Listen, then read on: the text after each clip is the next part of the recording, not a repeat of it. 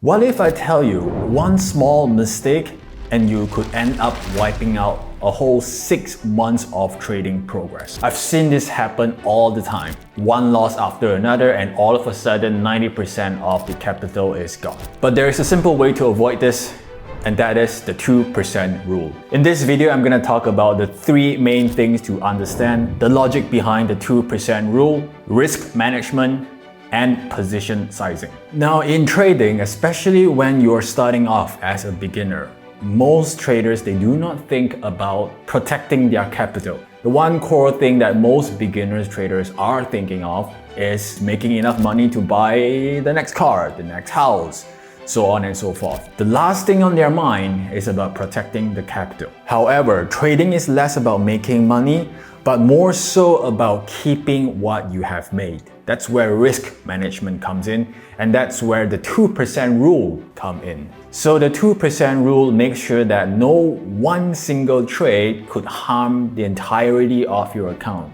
whilst still keeping a consistent growth at a steady pace. Let's break down why this 2% rule is the golden number and why it's so important. So let's look at some scenario. Let's consider trader A. Now trader A has a $10,000 account and he's risking 10% for every single trade. Now let's say trader A faces a losing streak. Let's say he has 5 losing streaks, which means 5 losing trades in a row. With a $10,000 account, that would leave him with approximately $5,900. Almost 50% of his account is gone in just 5 trades. On the other hand, we have another trader, and let's say they are risking only 2% per trade. And after 5 losing trades in a row, that person would still have around about 9,000. A far more manageable risk, a far more manageable drawdown. And what does that mean? Controlled risk prevents devastating drawdown. But you might be asking, Lucas, is it actually common to have 5 losing trades in a row? You must be really in a bad luck. To your surprise, it's actually very common. With a win rate of 70%, there's still a 15% chance that you will have 5 losing trades in a row in a year. But remember, a win rate with 70% is extremely rare. If you look at most profitable traders out there, professional traders, they don't even have a win rate at 70%. Most of their win rate is around about 40 to 50%, but they're profitable because their risk to reward for their winning trades are usually very high. So let's look at an average number. Let's say you have a win rate of 50%. With a win rate of 50%, the chances of you having 5 losing trades in a row increases dramatically. In a year, the chances of that happening is around about 81%. Now the team has come up with a table here just to give you a better visualization on the different risks that you take, which would impact your trading drawdown differently. If you're risking 2%, after 5 losing trades, you're gonna be down 9.6%. And from there, you're gonna need to make 11% just to get back to break even. Okay, because your account size is much smaller now after the 5 losing trades, which means those 2% on that smaller account size is gonna be worth less from the 2% from your initial capital. That's why you need 11% more to get back to break even, although you are in a drawdown of 9.6%. Now moving lower, let's say you're risking 3% for every single trade. After 5 losing trades, you're gonna be down 14.1%, and it's gonna take you 16% to get back to break even. Right after that, we have the 5%. After 5 losing trades, you're gonna be down 23%, and it's gonna take 30% to get back to break even. As you can see, as we go down the table here, the numbers increase exponentially. So the last one we have here is risking 10% per trade. After 5 losing trades, you're gonna be down 41%. And to get yourself back at break even, you're gonna need 69%. That's a fun number to have, but that's not a fun number you wanna see on your account. So it all boils down to this. A higher risk percentage means it's gonna be a deeper drawdown and it's gonna be a lot more harder to crawl back to break even. Now we're all just speaking numbers here. Percentage this, percentage that, 2% this, 5% that. But you gotta remember, we are all human. When we're risking bigger positions, bigger percentage of our account, and when the drawdown is much bigger, it doesn't just affect our account. It also affects our psyche, which means we would tend not to follow our strategy just because we are on tilt because of the huge drawdown. We're revenge trading, we're not following the strategy, we're taking trades we're not supposed to do, and that's just digging your own grave. So the 2% risk always makes sure that you are keeping your losses at a manageable level, not just protecting your account, but you're also protecting your psyche. Let's jump onto the charts. I want to show you how you want to calculate your position size by only risking 2% of your account for any single trade you take. Now, when we're talking about risking 2% on every single trade, that means you need to have a stop loss in place so that when your stop loss is hit, you're out of the trade, which means you're wrong on the trade. And if you are wrong on the trade, you're only losing 2%. So before all of that could happen, you first need to make sure that you have a right strategy in place, knowing that at what point does the setup tells you it is invalid, okay? If you're still looking for a good strategy to begin with, or you're still looking around to see what fits you and what doesn't, I highly recommend checking out the courses at urbanforex.com. They're very short, easy to consume, and goes right to the point. Okay, so looking at this pound Aussie pair, let's say the strategy that we're using dictates that we want to look for a sell to the downside. This is the confirmation for the sell, let's just say, and then we want to get in roundabout in these areas, all right?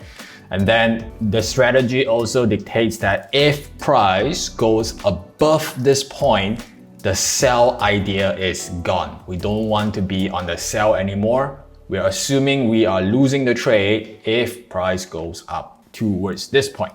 Okay, so it has to go down to our profit target, and making sure that if the trade goes wrong and turns around all the way towards the upper side, we don't want to be the trade anymore because the sell idea is wrong. All right, so let's say our target is here. So here's where position sizing is important. What I generally use is STINU.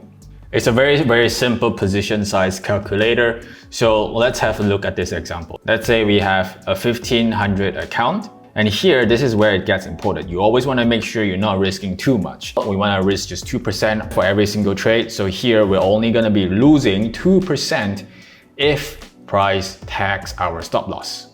Okay? And then what you want to know is how much pips is your entry to your stop loss. So let's say we want to get in around these areas, okay? You can just use ruler indicator here. Just put it here and then drag it all the way up to the top, okay? And that's 44 pips. The other way that you can do it is just subtract number. Take this number and then subtract it by this number. You would get the same figure, okay? So we were saying around 44 pips, right? So let's go back to STINU.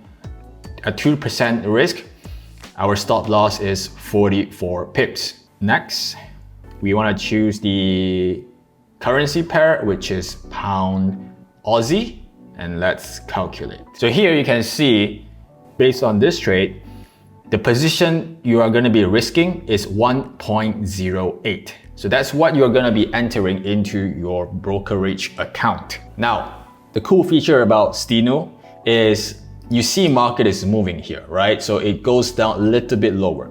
We can very quickly just see what the next number is. Well, if we're risking 45 pips, then it's 1.05 mini lots, right? If all of a sudden the market retraces back to this area here, you can easily see that, okay, maybe it's 42 pips. And what is the position size there? It's 1.13, okay? So if you're risking 1.13, let's say when the market comes back up and you're selling it here, you're still gonna be only risking 2% for this trade if the stop loss is hit. Okay, so it's as simple as that. I personally love this app. It helps me a ton with my position sizing. And if you want to look into this app and start using it, they have a free 7-day trial. Link in the description below. Check it out for yourself. One of the questions you may get after looking at that example would be, wait, if I'm only risking 2% of my trade like that example, I'm only going to be making $30 if it's a 1-to-1 R profit. Let's say if it's a 2 to 1 hour profit, then I'm just gonna be making 60 bucks on that one single trade. How am I gonna get to financial freedom with $60 for one trade? But again, you're missing the point if that's what you're thinking. Because the rule number one is protecting your account. And then you wanna remember the second thing. It's all about compounding. You may see small progress in the beginning, but if you are trading at a consistently profitable style, once your trading capital gets to 2,000 from 1,500, that 2% doesn't stay at $30 anymore. It becomes 40. And as your account grows, the 2% will also increase. So you're never really always risking a fixed percentage. But as your account grows, the value for that 2% grows as well. So trust and commit to the process and allow your profits to compound over time. So you can see by now that the 2% risk is not just about avoiding losers, right? It's about building long-term success. As traders, that's what we want. We want long-term longevity. That's the ultimate goal. And as you get better at trading, as you see consistent results from your trading, you can slowly up your risk for every single trade depending on what you feel is right and what you feel is bad. I would really recommend any beginner traders out there to always stick with the 2% rule until you get consistently profitable. So I want to hear from you. What's generally your risk management style? How many percent do you generally risk